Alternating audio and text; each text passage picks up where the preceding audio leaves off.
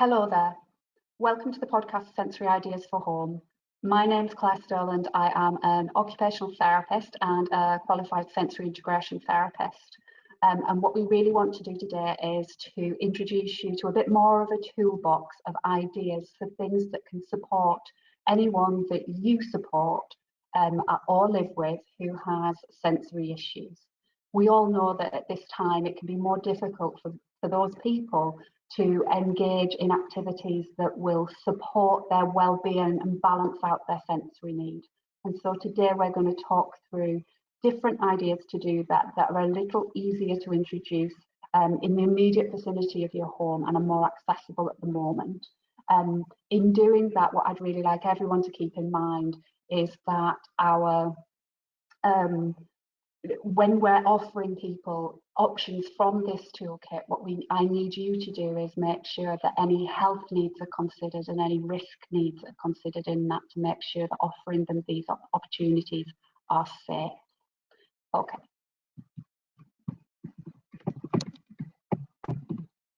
Okay, so really briefly today, what I'm going to talk about is I'm going to talk us through the senses, just so that I can explain why we're going to suggest some of the ideas that I have. And therefore, when we're talking about senses, I know that the majority of people know that we have sight, sound, smell, taste, and touch. And those are all incredibly important to understanding the world around us. In fact, our senses are our only window to the world, and therefore developmentally are the only way that we know the world exists and what we can use our body for in the world. So each of those are very important, but alongside those five, we also have the proprioceptive system and the vestibular system. The proprioceptive system, albeit sounding really grand, is just the information that comes in through our muscles and our joints that allows us to understand where our body is in space without us having to look. So right now, I have my legs crossed and I haven't had to look to place one leg over the other. I know that my legs are crossed because of the pressure coming back in through my calf, my thigh, and through into my bottom that tells me that I'm grounded, I'm safe, and I'm sat on the seat securely. That all comes from my proprioceptive system. My proprioceptive system is based in pull, push, pressure, and force because that's how our muscles work, through contraction, bunching up, release, contraction, release. And therefore, the way that we detect proprioception, our understanding of where our body is in space, comes from pull, push, pressure, and force. You may have heard of examples of proprioception before, such as deep pressure or using weighted items, and those all are rooted in proprioception, and I'll explain why as we go along.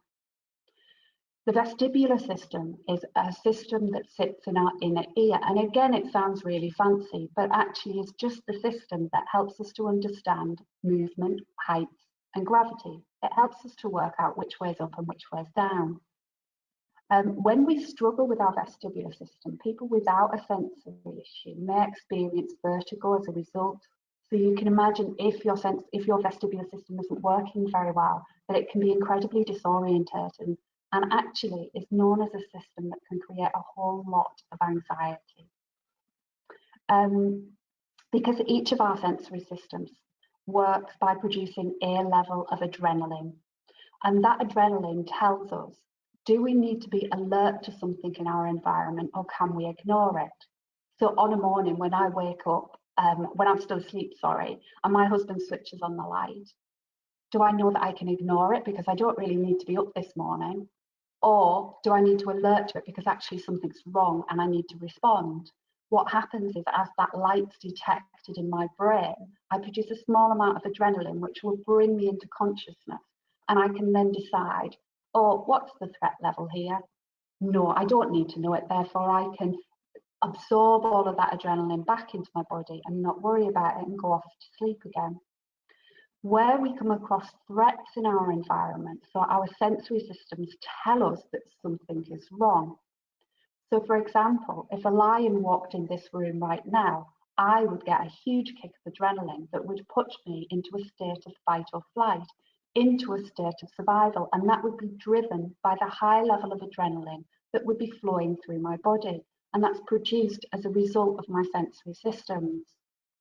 Now, what happens is when we have a sensory issue, a developmental sensory issue, we produce the wrong amount of adrenaline for the information coming in, and therefore we will ignore things that we really need to pay attention to and appear completely unaware of them. And equally, we will have a massive fight or flight adrenaline fueled reaction to something that somebody else doesn't even notice. So for example, I have a clock next to me right now. The ticking of the clock may well cause an adrenaline fueled fight or flight reaction for some people. And that would mean that they would feel the need to run, to fight, to become aggressive, to survive that experience in just the same way that I would if a lion walked in. And what we need to do when we have somebody who has a sensory issue is look at the way that they're responding to establish, are they experiencing a fight or flight reaction that means that we need to do something to reduce the adrenaline in their system. And the ideas that we're going to talk about today are going to give you options to calm down that adrenaline response, or indeed give them a little bit more adrenaline through their senses to keep them alert and keep them functioning. The reason that we know that this is an issue is that people with sensory issues tend to respond differently to the majority of people given the same circumstance. Now, that isn't a problem in itself. It's when people are responding with behaviours and responses that cause a problem for them, pose a risk to them, pose a risk to somebody else, or cause a problem for somebody else that we can't work around in any other way. And that's when we need some of these sensory strategies to support them in their environment so that they can continue to function as well as they can and achieve well-being more than anything else. So for most people, when we're talking about sensory issues, people know that we are talking about people who will seek or avoid sensory information. To keep it nice and simple, I tend to talk about people being oversensitive to some sensory information and undersensitive to others. So for each of those sensations, we can have somebody who feels some information so much more acutely than the rest of us. So they feel it so much more.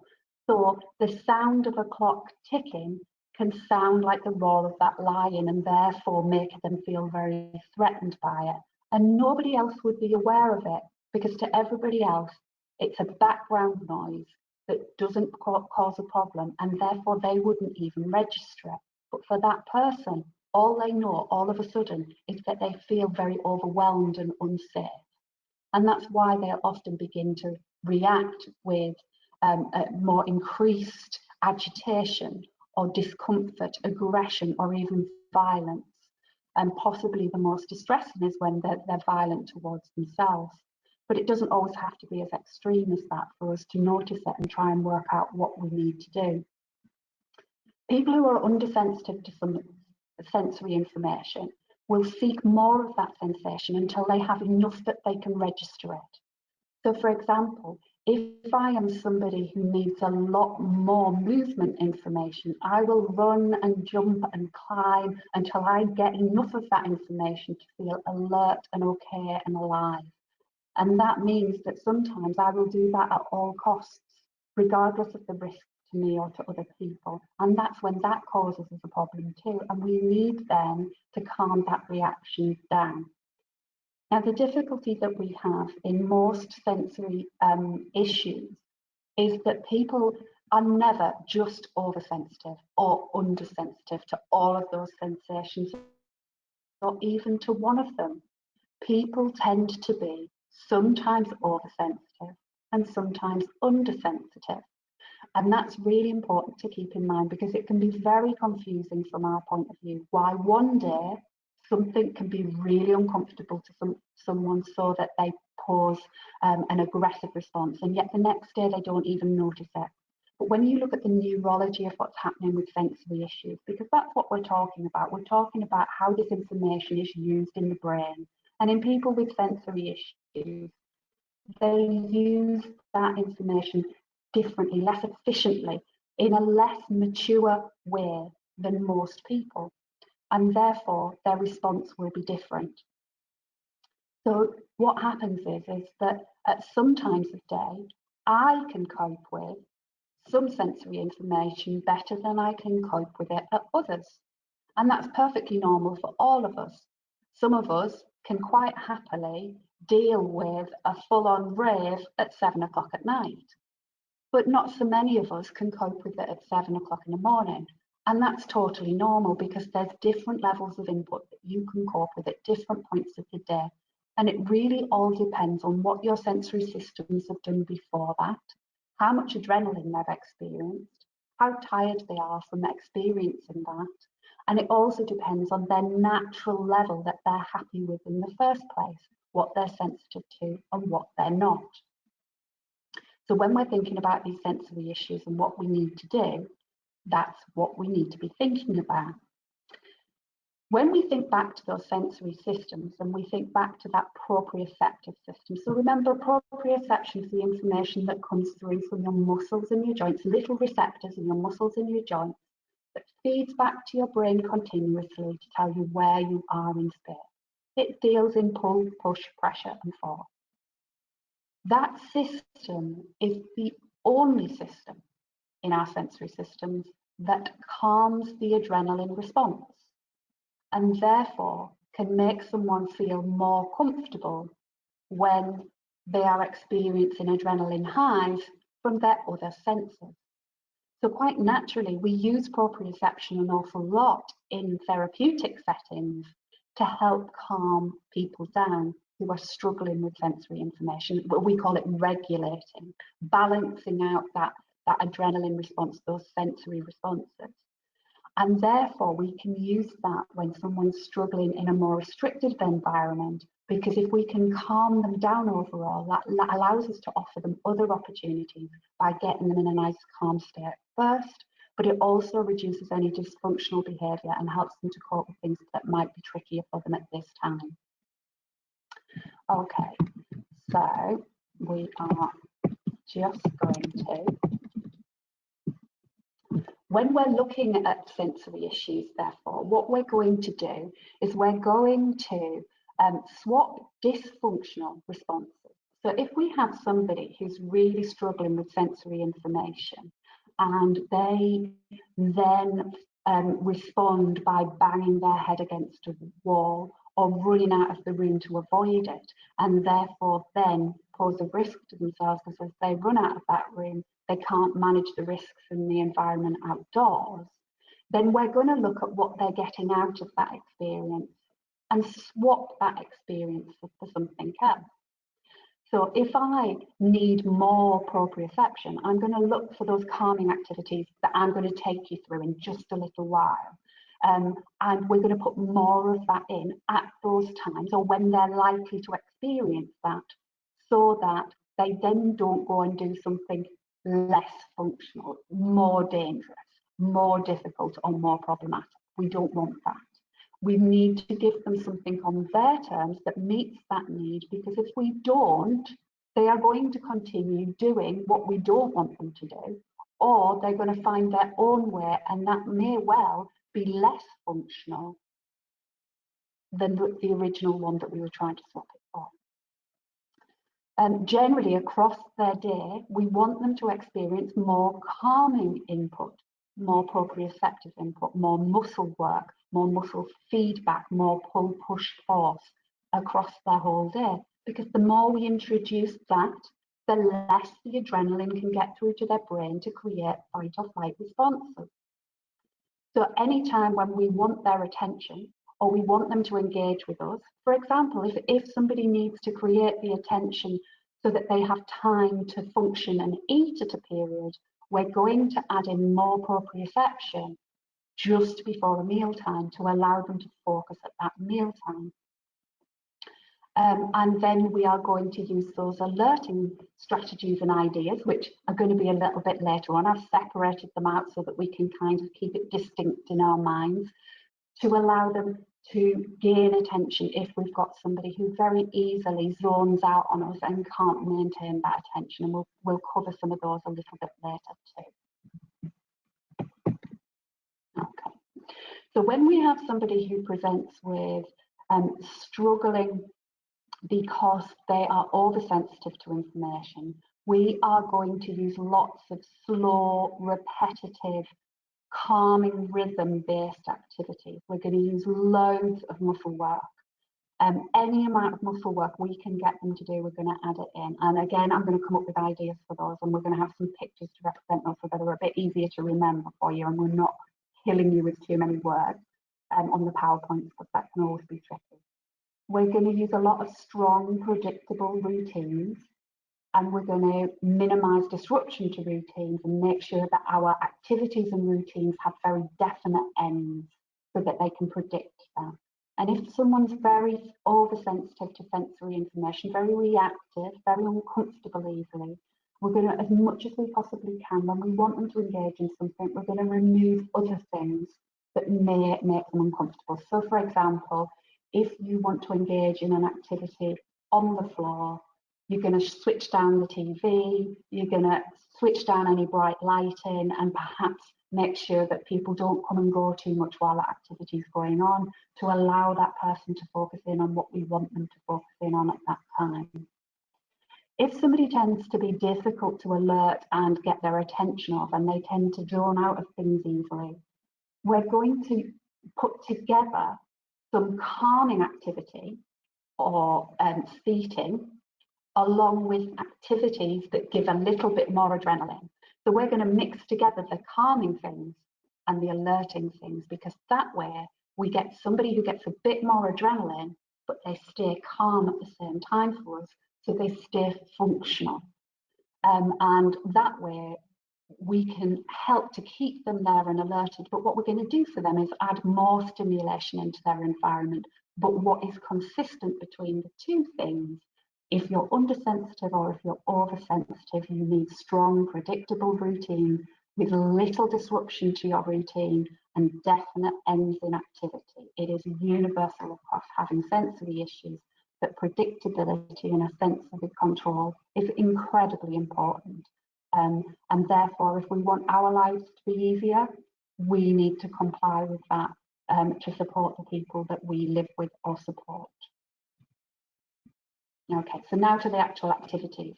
Now, the activities are represented by different pictures. Don't take the age of children in the pictures as a guide for who can or can't do something, because that really isn't the case. I am just as likely to be shooting paper plates with a water gun as I am to be doing some workout sessions in a gym, although probably I'm more likely to be using the water pistol against paper plates than doing a workout session in a gym.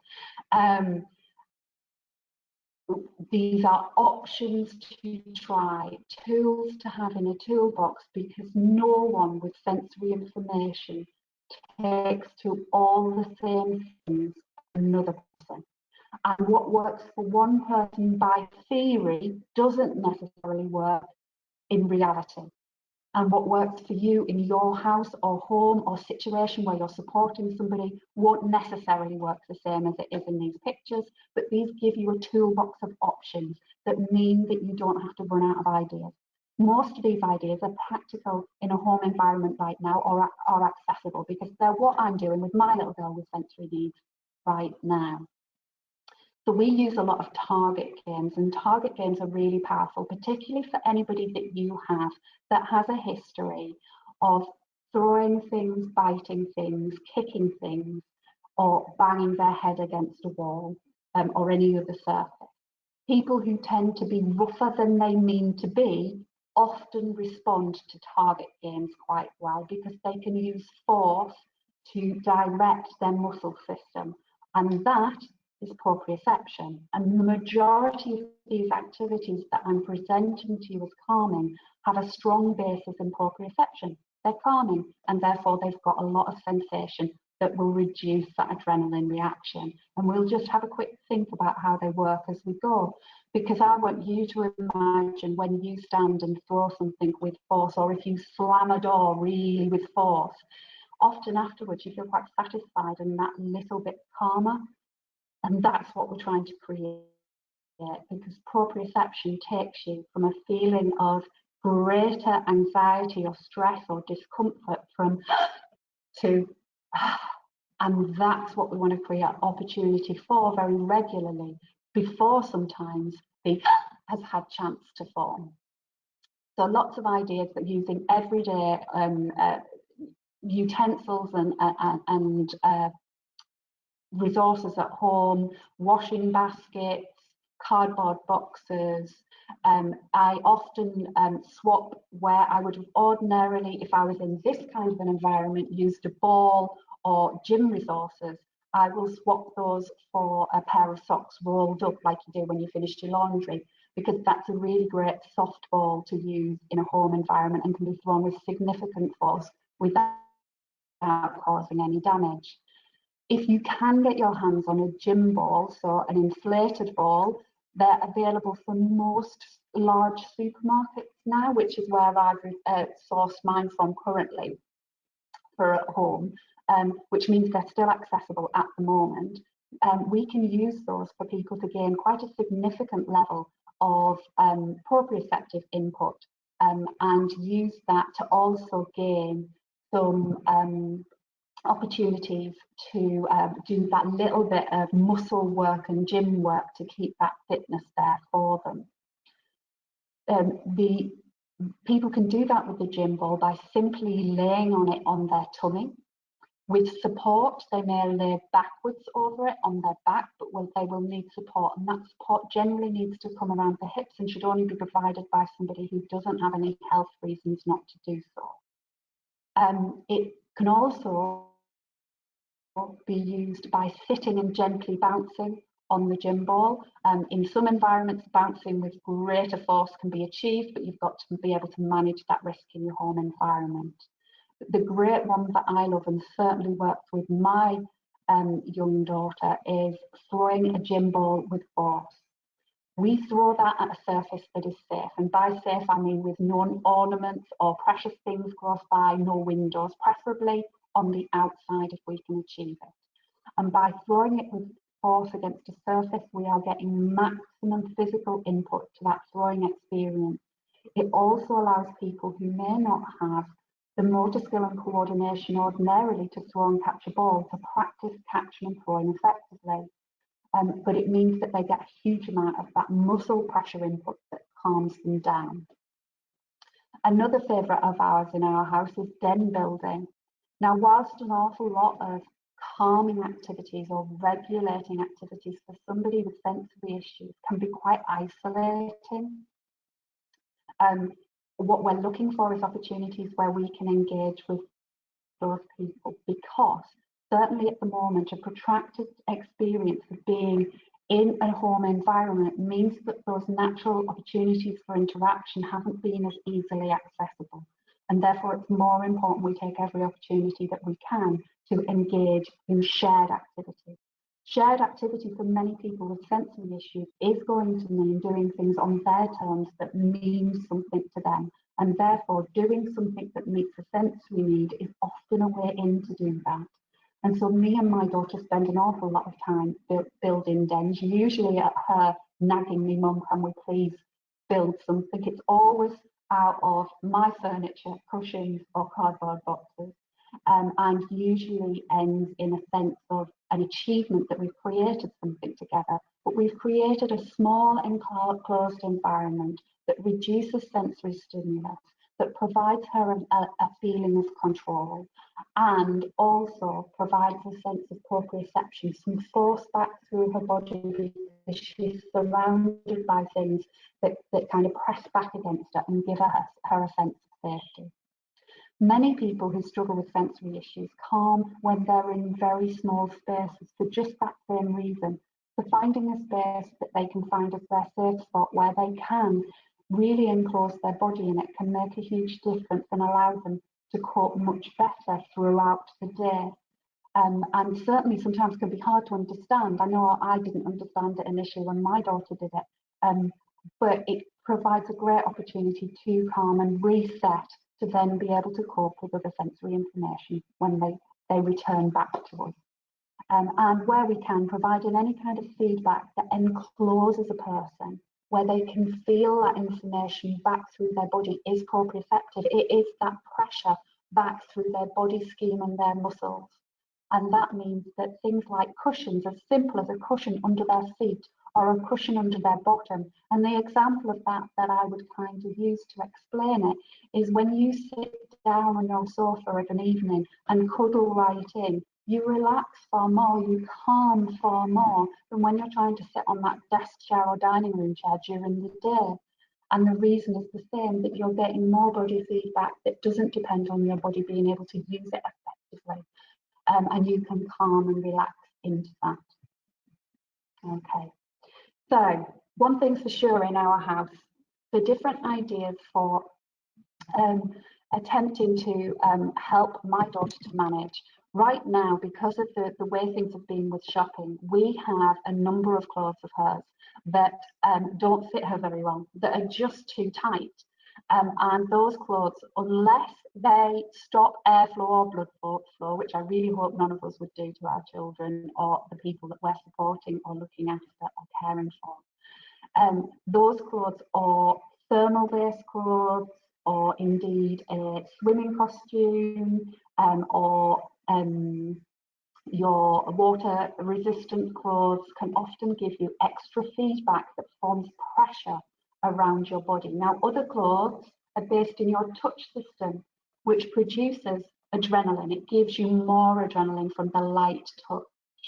But anything that provides pressure reduces that adrenaline effect and calms us down. So one way to deal with a day that might pose some difficulty, or where someone has struggled in days previously and we really want to help them cope better, then sometimes getting clothes that are that little bit tighter can just bring them down enough to be able to cope. It can also help when they need to engage in an activity that may be more tricky for them, or where clothes are actually really tricky for them. For my girl who will eat happily all day long, doesn't struggle with particular foods, but she does tend to overeat and overfill her mouth a little bit, and she responds really well to an increased opportunity for chewy and crunchy snacks.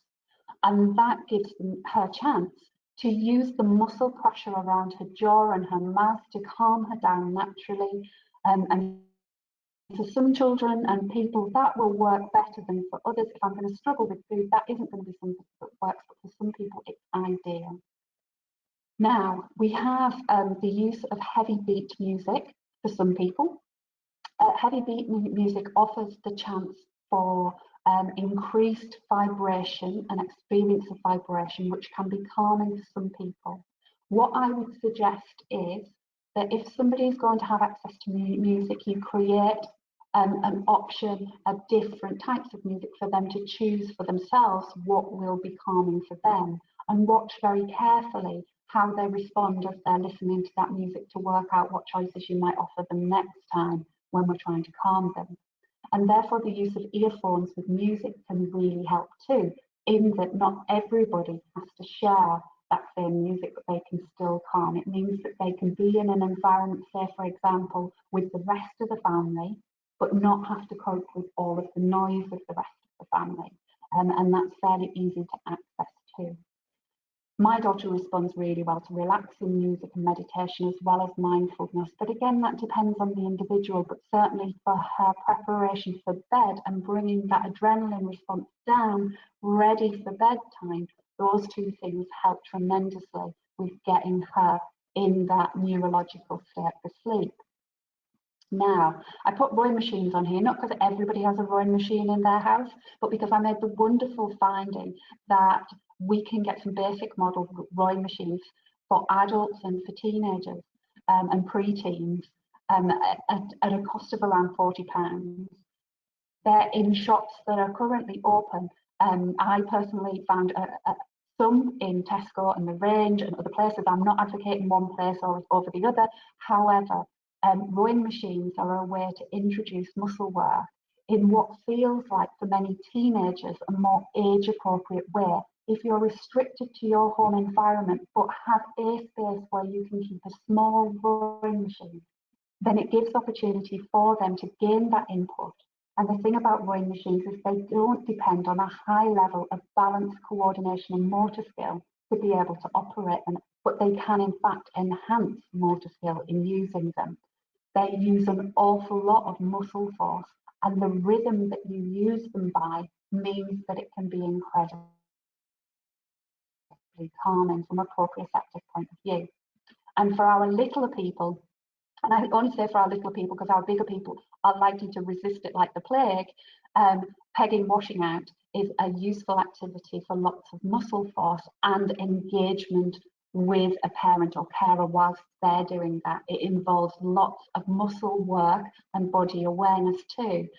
The only time that would be a no-go for some of our younger children is where they really, really struggle with fine motor skill using their hand for more sophisticated movement. If they've got a reasonable level of fine motor skill, actually it would be really beneficial to them doing that too.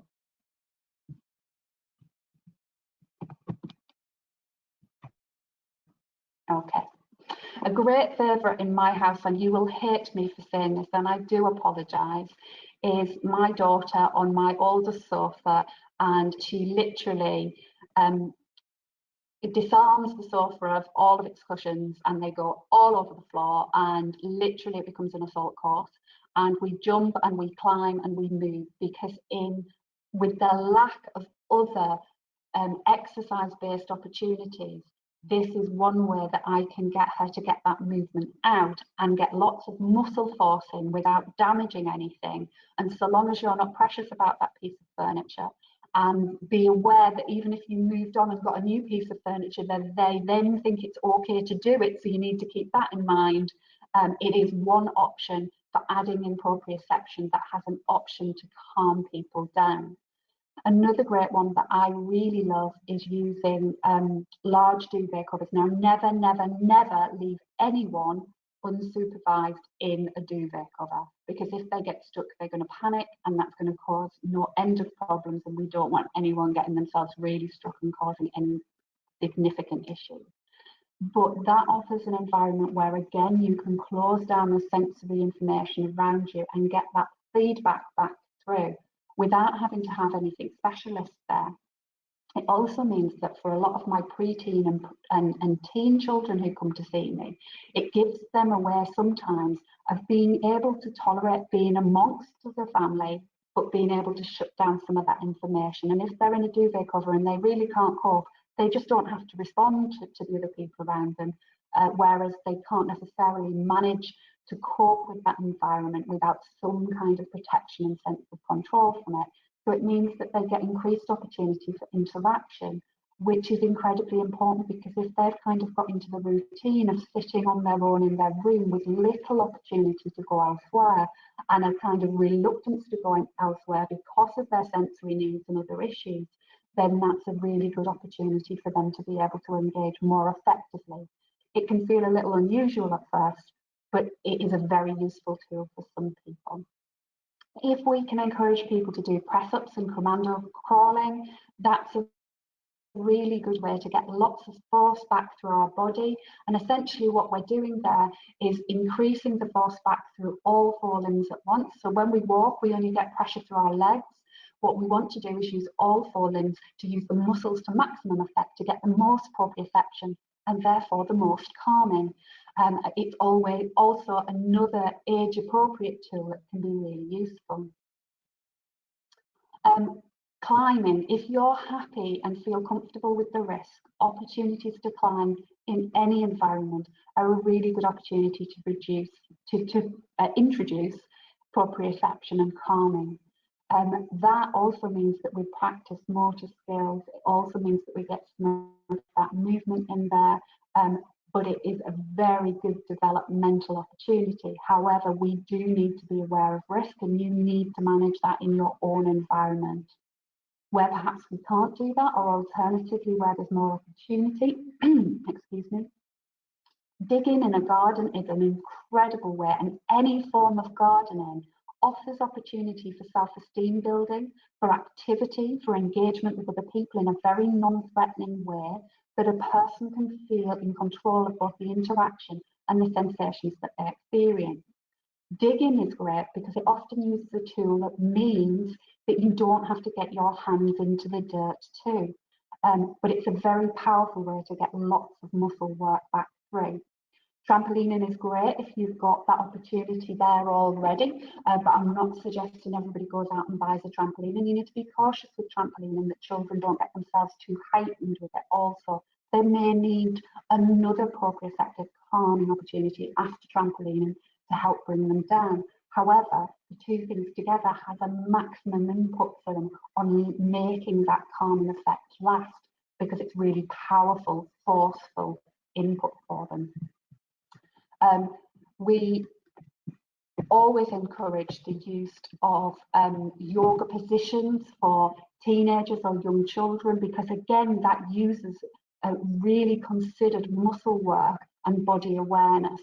And if you're like my little girl, who has just turned 8 and has taken to the wonderful art of moving her bedroom furniture around recurrently, because she finds it calming and it gives her a sense of achievement. We have to be really careful that she doesn't take on anything too much, but it's the same thing I used to do when I was growing up, and it provides huge amounts of calming, proprioception, and a large amount of control. Where we can and where we can encourage it or persuade, getting children to carry shopping from the car, from anywhere that it's safe for them to be, in multiple trips. Carrying heavy things creates muscle work and calms people down. Anything that offers core strength work is great for building that proprioceptive awareness, that calming opportunity, and we want to encourage it. Where we can, if we're going to get people to move around more, walking, running, moving around, we're going to introduce more weight to them by getting them to carry something heavy, and a backpack is a really good way to do it because you create force through a really heavily muscled area of the body, through the shoulders, and that can be calming, because if you try it now and just press down on your shoulders, that just takes that sense of stress, that little bit of anxiety that's appeared during the day, and helps you to calm and relax again. And that's what we want to create for children with sensory issues, because ultimately sensory issues result in a high level of adrenaline that is experienced as a pseudo anxiety, and therefore we're trying to create opportunities of calmness and feeling better. A great one for me is tug of war, but I say that with a proviso because many of our children with sensory issues will have balance and coordination issues. And therefore I don't recommend tug of war in standing. I very much recommend tug of war in sitting. I would often encourage somebody with sensory issues with a more experienced player partner or an adult, so that it doesn't become too excitable, too screechy, which can then create more adrenaline in other ways. We're going to look at enclosed areas again, and that can be as simple as a beanbag or wrapping in blankets or a cardboard box, which is a favourite of my daughter, who likes to cut them up and make all kinds of weird and wonderful things with them. But they also create a safe space for her without me having to invest in hugely expensive dark dens and other things. And she also gets a sense of that's hers. She gets the achievement of creating and playing and sharing with other people. Crawling activities and games is calming because, again, you're getting feedback through all 4 limbs. It's also an incredibly important developmental activity that many of our children or adults with sensory issues have missed part of it out, and therefore it's valuable for them to do even without the proprioceptive input. And rolling games just the same. You're getting lots of pressure back through the body. You're getting to feel the whole body as you roll across the floor. Just be mindful of risks in rolling games, because many of our of people with sensory issues will be less aware of their own body scheme and risks to that in their environment. So just keep an eye on that for them. And again, I'm sat here with a nice bit of Play-Doh as I manipulate it to keep myself calm. And that force I press through with my hands is creating proprioception that allows me to maintain my concentration and giving you the information I really want you to have today. And that's the same for many of our children or adults with sensory issues. We're just looking for the opportunities that work for them. If I can't move around and I don't have other opportunities, I will use something like Play-Doh, something to press and squeeze and push that allow me to get some of that muscle work in and allow me to keep that adrenaline down. Equally, just like eating crunchy or chewy snacks, drinking from a sports bottle that requires you to suck and use the muscles around your mouth to suck from creates proprioception, calming influence through the muscles of your mouth. And that can break up regularly during the day without anybody knowing that it's got anything to do with any sensory issues. Walking a dog, jumping, stomping, throwing and marching are all ways to get lots of heavy pressure back through for people. And so if I am stuck in a queue, whether I'm social distancing or not, I can march on the spot, I can jump on the spot, I can stomp on the spot. And that allows me to get some of that input in without having to go anywhere particularly. And equally, at the end of the day, or at an end of a particularly tricky period, foot massages, hand massages can be really useful for some people, but other people will find them so difficult to cope with. And you've just got to judge that and wait for somebody to give you an indication that that's okay, or ask you to do it. Or offer it. If it's refused, just back away. Don't force it. Okay. Drinking thick fluid through a straw creates an awful lot of pressure back through your mouth, which again can be calming. And when I say thick fluid, I'm thinking of the thickness of kind of a McDonald's milkshake and the pressure that that creates. Now, luckily, McDonald's is open. I'm not sure if all the milkshake machines are working, but otherwise, just using healthy options at home to create different textures and thicknesses of drink. And using a straw to drink that through can achieve exactly the same thing. Some children won't like it, but many love it. The opportunity to clean your windows, which may then need cleaning again, but the pressure and force and movement of having to clean a window at the height that's safe for them can really offer opportunity for calming input and engagement, because who doesn't find that fun at the beginning? If you've really got to do it for sure, it becomes far less fun. But certainly for children, as an activity, it gives you another tool in your toolbox. And just like we talked about vibrating cushions earlier, electric toothbrushes, when they're used not to clean your teeth, but as part of your routine of your day, doesn't necessarily have to have toothpaste on, but can take the taste part out of it. But the vibration that you get in through an electric toothbrush can provide a calming element also. Some people have access to body socks. They can be ordered online. Body socks are basically just like a big pillowcase that's stretchy. And if you get the right size, when you get in it, just like the little girl on the screen, as you push through it, you get some force back through, some pressure resistance back through, which gives you that force back through. And again, it's similar to the duvet cover in the opportunities it offers, particularly because body socks, generally, because of the material they're made with, you can see through them. So actually you can watch TV through a body sock, so you can be in the room engaging in what's going on without having to be overwhelmed by the other sensory stimulus in the room. But if you don't have a body sock, duvet cover is an option.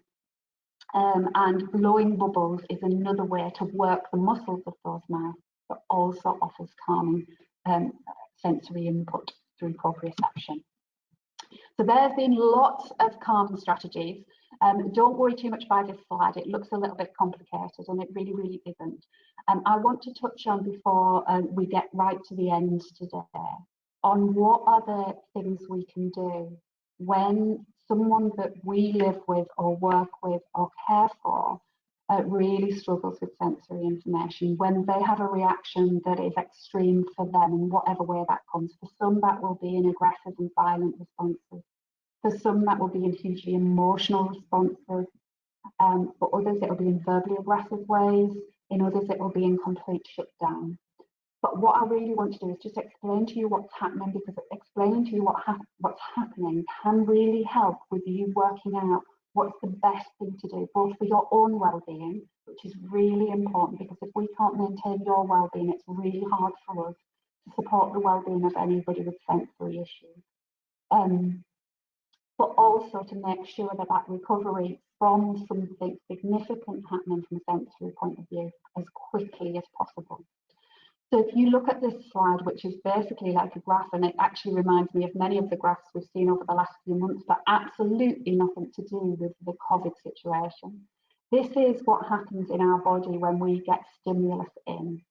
If I have a significant stimulus that I find difficult, so for example, if I hear nails down a blackboard and I get that real reaction, if that makes me feel physically unwell, or I go to step out in front of a road and a car rushes by and I realise that I've been really close to hurting myself and I get that sudden rush feeling in my body. Essentially, that's what that stimulus reaction creates in somebody who's having a sensory reaction. But please remember, we might not be able to see that, because we might not be able to understand what's caused that stimulus, because it may be so inconsequential to us, we may be completely unaware of it. So for example, some people that I've worked with before have reacted with a really strong fight or flight reaction to a plane coming out of Tees Valley Airport when they're living in North Durham. And therefore, that the people surrounding that person have absolutely no inkling that that stimulus has caused such a severe reaction, but nor does that person either. They can't necessarily tell you what has caused that reaction. They may not be aware at all. All they know is suddenly they feel scared for their life and threatened. And therefore that stimulus happens.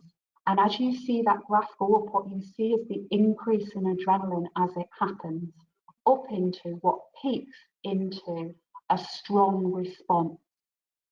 Now, when we see that, that response doesn't always happen at the same time as stimulus. It may take a little bit of time to kick in. But what I want you to know is in doing this, the whole experience of an incredibly strong fight or flight reaction occurs because that adrenaline stays in the body for up to 2.25 hours, and therefore their reactions are impaired and changed for 2.25 hours. Now, if you're anything like me and you've ever experienced a fight or flight reaction, particularly if it's being surrounded by maybe an argument with somebody that you care about, then you know that if you're in the middle of a fight or flight reaction. So for example, I've just walked away from my husband after I've told him he's wrong because he didn't make me a cup of tea on a morning. And I storm off. If he follows me when my adrenaline's high and he tries to talk to me, I will come back at him and argue some more and tell him how wrong he is and be really strong in that argument back. If I'm left alone and that adrenaline leaves my body, I calm, I slow, I get my thought process back, which means that slowly, when I see my husband after 2.5 hours, I'm happy to go, do you know what, I really blew that out of proportion, didn't I? And I'm okay. And the same thing happens for people with sensory issues. By allowing them to go through that full reaction, deal with it in a calm way, in a way that feels safe, we can allow them to give us the best chance of helping them through the other side of it as quickly as possible. Because if you ignite that adrenaline reaction again before the end of that 2.25 hours, you get a bit even bigger reaction that lasts even longer. And we don't want that to happen. So what I'm going to do is explain to you what I would do, what we might see during that. Now, when the stimulus happens, we might not see anything at all. But in reaction to that stimulus, in that first bit, you might start to see that person fidget or move more. It very much depends on how they present from a sensory point of view anyway. But their pupils are likely to dilate. They're likely to become less tolerant of others or other stimulation. They might increase how much they use their voice or vocalization, or that might decrease, or they might have reduced eye contact. And as that adrenaline kicks in more, they may then begin to throw, kick, bite, nip. You will see their breath rate increase. They may sweat more, and many people change the way that they smell because of that fight or flight reaction. It produces a very distinct smell in some people. They may run away, or they may indeed self-harm in some way. And then as that starts to wear down and they come through the other side of that curve, the escalation decreases. They start to slow in reactions. They start to close down their personal space often, and they may start to seek out comfort. And as that starts to come back to a point of function again, they may begin to seek other people out. They may start to attempt eye contact again, depending on their eye contact, their comfort with eye contact in the first place. They may become more tired, and they may try and access some kind of motivating activity for them. During this, what should you do? Well, certainly, right up until that last stage, that recuperation stage, what you need to do is remove verbal interaction. You need to stay present or close by so that they don't feel abandoned, but equally, you need to be safe too.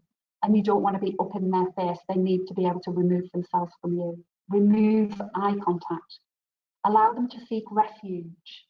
Provide lots of safe, calming opportunities. So think back to those examples I've used and think about which ones you may be able to use that will be available, but you don't have to interact with them to offer them. And then what we're going to do is we're going to wait for signs that that last stage is there, that recuperation is there. We're going to look for a glance from them, a move of a limb towards you, a word, a head movement towards you, or a slight move of position towards you. And what I would do then is copy that movement and wait for them to do something else so that they know I'm waiting for them, so that they know I'm responsive to them, so that they know I am not going to do anything threatening that's going to make them feel scared again. Wherever you possibly can, let them approach you. Don't address the issue that started the response that you saw. So if they were banging their heads, don't ask them why they were banging their heads. If they hurt somebody else, don't mention that they hurt anybody else at this point. Don't discuss those difficulties for up to 2 hours. Don't let them experience anything challenging for up to 2 hours. But when I'm talking about this particular scenario, I'm talking about those scenarios that are really quite extreme as opposed to little blips. And in doing this, you will maintain their safety, you will maintain your safety, you will maintain their well-being and yours. And it may just help you to deal with some of those trickier scenarios. So when we're talking about alerting strategies, we're going to use alerting strategies, certainly not when somebody is hyper, showing us any edginess. We're not going to use alerting strategies when somebody has just gone through a big adrenaline response. You know, a lot of the things that many people think of as sensory are often these alerting things. And when I say alerting, what I mean is these are things that produce adrenaline, therefore increase your heightenedness, increase your awareness and how much you might want to move and how much you want to engage. So if you have a fast thinking child who never stops, these are the things that you want to cushion between 2 bits of proprioception, 2 bits of calming activity either side of this, or some calming activity during it. So we might do movement breaks, but we're going to do movement breaks while carrying something heavily.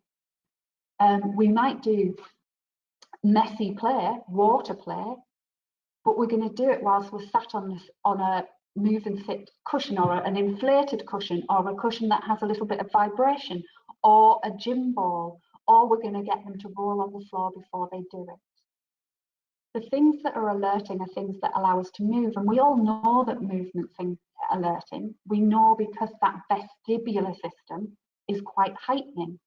Every time I work with young children, and if I'm losing their concentration, like I'm probably losing your concentration right now because I've been talking for such a long time, then we're going to get them to move around. Things like Play-Doh, not only does it offer pressure, but it offers touch experience, and therefore, when it's used in touch, can alert people. Fidget toys are alerting, rapid movement, quick movement, circular movement is alerting. Drinking cold water is alerting. And where you're stuck and you want to wake someone up, a good old jumping jack can come in and do the trick quite nicely. So The other thing that's important, and after I've kind of got through this slide and we've got some information, I'm just going to check through and see what questions we have so that I can make sure I've answered any questions before we stop. But be mindful for anybody with sensory issues, for anybody with a social communication issue or a neurodevelopmental issue, repetitive, regular routine is essential. It's not a nice to have. Being able to predict what's going to happen to you makes a huge difference between achieving well-being and just surviving. Using visuals to support understanding and memory of routine and structure can really help. Using simple and minimal language and communication can make a huge difference. And I often say, it sounds awful, but I often use the strategy to help myself remember to say, remember to talk to my daughter as if I'm talking to the dog when I really need her to do something. Because if I add in too much language, she loses the point of what I'm trying to say. My daughter's very able in many ways, but she does struggle with attention and concentration sometimes. And so if I use the command Imogen, door now, Imogen, car now, I know that she can grasp that and I don't get her lost in the language. If I give her the example of, Imogen, darling, when you come downstairs, would you mind waiting by the door for me because I'm just about ready to go? I've lost her in that conversation and she's more likely to get lost in the command. Always say things in the order that they're going to happen because that makes it much easier to interpret and keep in your mind. Always use a child's name first if you need their attention, and try your very best, although it's very hard to do, to tell a child what to do, not what not to do, because they'll hear the not what to do and think you're telling them what to do, and that's all they'll have going through their head. And hopefully that will help you survive this prolonged period of more intense interaction for family and closed environments and less access to opportunities for sensory engagement. I've got some ideas for resources there that a lot of people find useful, so please take a look at those. They're all resources that other parents have said to me have been really useful to you. So if you find anything else that you want to pass on, or that you find any of those useful or not useful, please do let me know. So really, I just want to double check in to see whether anybody has any questions, because we've talked about very, very briefly what sensory issues are, the importance of that proprioception, which is calming and is about pull, push, pressure and force. And we've used examples of those calming activities to help you to look at what you can offer right now that might help you to manage. And we've talked about strategies for managing sensory need, particularly at times of crisis and challenging responses. So let me just double check through and have a look to see what questions we've got here.